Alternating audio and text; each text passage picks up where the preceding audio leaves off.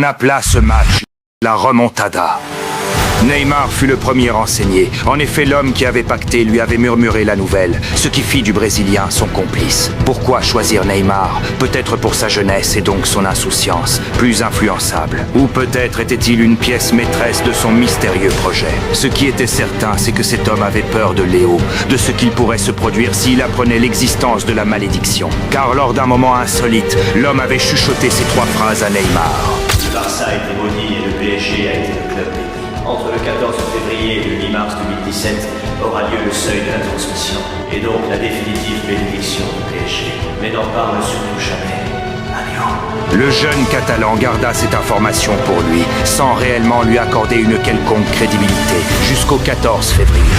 4-0 pour le PSG. Durant ce match aller, les Catalans étaient impuissants, comme figés. Neymar comprit directement et il rentra dans de terribles réflexions. Mais gardait tout de même espoir grâce à son coach et grâce à ses coéquipiers qui dégageaient une apaisante confiance de leur chakra. Ce qui lui fit complètement oublier cette malédiction, car à la 50e minute du match retour, le Barça menait déjà 3-0. Mais à la 62e, Cavani éteignit toutes les illusions barcelonaises. Puis les 20 minutes qui suivirent, la même atmosphère se fit ressentir chez les Catalans.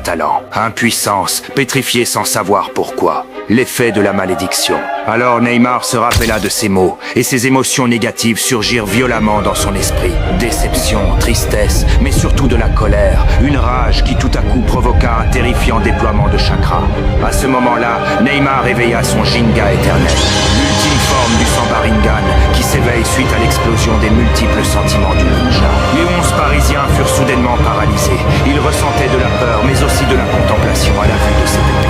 Le genjutsu fut si puissant qu'il secoua même l'arbitre. Coup franc. Penalty.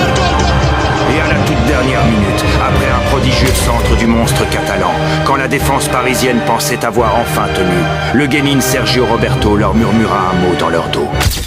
Surprise. Neymar et ses coéquipiers furent si puissants qu'ils avaient résisté à la volonté du dieu de la mort et reporté la bénédiction. On appela ce match la remontada, mais dans un contexte plus profond, la rupture.